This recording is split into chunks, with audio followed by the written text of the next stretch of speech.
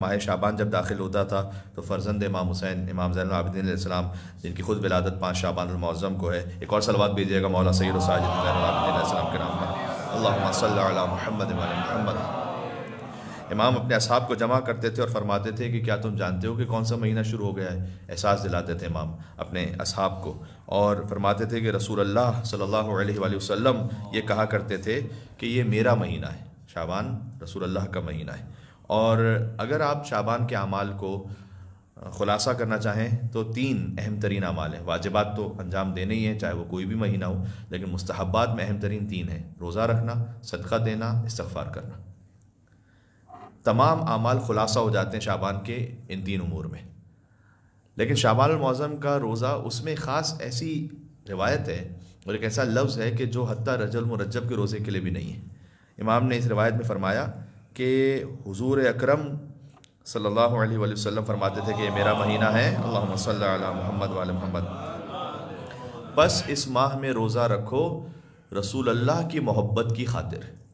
یہ لفظ فقط آپ کو شعبان المعظم کے روزوں میں ملے گا، یعنی شعبان کا جو روزہ ہے وہ رسول اللہ کی محبت کی خاطر ہے۔ تو خاص حضور مکرم صلی اللہ علیہ وآلہ وسلم کو انسیت اس مہینے سے، اور اپنے پروردگار کے تقرب کے لیے روزہ رکھو۔ قسم ہے اس خدا کی کہ جس کے قبضہ قدرت میں علی ابن الحسین کی جان ہے، کہ میں نے اپنے پدر بزرگوار حسین ابن علی علیہ السلام سے سنا، اور انہوں نے اپنے بابا امیر المومنین علیہ السلام سے سنا کہ جو شخص شعبان میں روزہ رکھے حضور کی محبت کی خاطر، خدا کے تقرب کی واسطے سے، تو خدا اپنا کرم اس طرح سے کرے گا کہ روز قیامت اللہ اسے اپنے قریب کر دے گا اور جنت کو اس پر واجب کر دے گا۔ تو یہ ایک اہم عمل ہے۔ دوسرا استغفار، استغفر اللہ و اسألہ التوبہ، یہ روزانہ 70 مرتبہ کے اعمال میں شعبان المعظم میں، اگر آپ کہہ سکیں آسان سا ذکر ہے، استغفر اللہ و اسألہ التوبہ، میں خدا کی مغفرت طلب کرتا ہوں، اسألہ التوبہ، اور اسے توبہ کا سوال کرتا ہوں۔ توبہ یعنی پلٹنا اللہ کی طرف، تو گناہوں کی مغفرت، اور آئندہ انشاءاللہ میں پلٹنے کی دعا کرتا ہوں اللہ سبحانہ وتعالیٰ کی بارگاہ میں۔ 70 ٹائمز کہنے کی تاکید ہے۔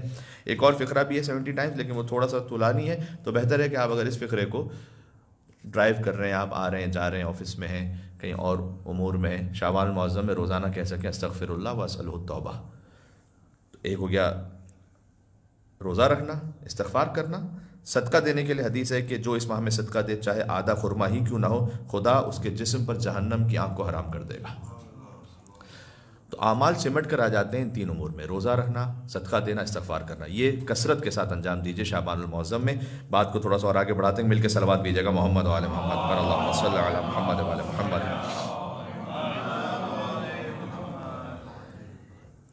وعلیکم السلام۔ ایک اور فقرہ نظروں کے سامنے آیا کہ صادق علیہ محمد علیہ السلام نے ارشاد فرمایا کہ صدقہ دینا، استغفار کرنا اس مہینے کے بہترین اعمال میں سے۔ امام سے پوچھا گیا تو امام جسے بیسٹ کہیں، میں نے اس بات کو بارہا آپ کی خدمت میں عرض کرنے کی کوشش کی ہے، میں خود بھی اس بات کو سمجھوں اور آپ تک پہنچاؤں کہ امام علیہ السلام کا جب کلام ہم تک پہنچتا ہے نا، تو وہ کوئی موٹیویشنل اسپیکر کی طرح نہیں ہے کہ امام نے ایک بات کہی، مثلا فرض کیجئے کہ ایک اسپیکر نے آپ سے یہ کہا یا کسی خطیب نے آپ سے کہا کہ زندگی میں کامیاب ہونے کے 5 طریقے ہیں، تو وہ 5 انہوں نے اپنے کیلکولیشن کے حساب سے، اپنی اسپیچ کے اعتبار سے بنائے ہوئے ہیں۔ ہو سکتا ہے 25 آپ دوسرے ڈھونڈ لیں کیونکہ وہ حجت خدا نہیں ہے، لیکن جب امام علیہ السلام یہ فرمائیں کہ اس مہینے کا بہترین عمل یہ ہے، تو بس پھر یہی ہے۔ یہ نہیں ہے کہ شاید اس کے علاوہ بھی کچھ اور 2-4 ڈھونڈ لو۔ جب امام علیہ السلام فرمائیں، امام سے پوچھا کہ اس ماہ کا بہترین عمل کیا ہے، امام نے فرمایا صدقہ دینا، استغفار کرنا۔ اور یہ حدیث روزے کے تسلسل میں، تو روزے کے بارے میں امام پہلے ہی فرما چکے تھے، کیونکہ امام سے پوچھا گیا تھا رجب المرجب کے روزے کے بارے میں اصل میں، تو امام نے کہا تم شعبان کے روزے سے کیوں غافل ہو؟ یعنی بعض مرتبہ ہوتا ہے نا ایسا کہ آپ سے کوئی بات کر رہا ہوتا ہے، آپ کہتے ہیں کہ ارے یہ جو تم بات کرو وہ بھی تو ہے، تو آپ متوجہ کرواتے ہیں کسی اور امر کی طرف۔ تو چونکہ رجب کا روزہ سبھی جانتے ہیں، تو امام نے کہا تم شعبان کے روزے سے کیوں غافل ہو؟ پھر امام نے پہلے شعبان کے روزے کا ثواب بتلایا کہ جو ایک دن روزہ رکھ لے، خدا کی قسم اس پر بہشت واجب ہے۔ اور پھر امام سے پوچھا گیا کہ بہترین عمل کیا ہے، تو امام نے کہا صدقہ اور استغفار۔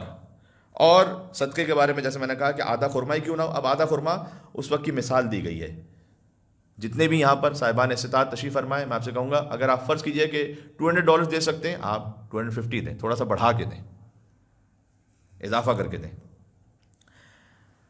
کہا اگر کوئی اس ماہ میں صدقہ دے تو امام نے فرمایا جیسے تم اپنے اونٹ کے بچے کو پالتے ہو نا.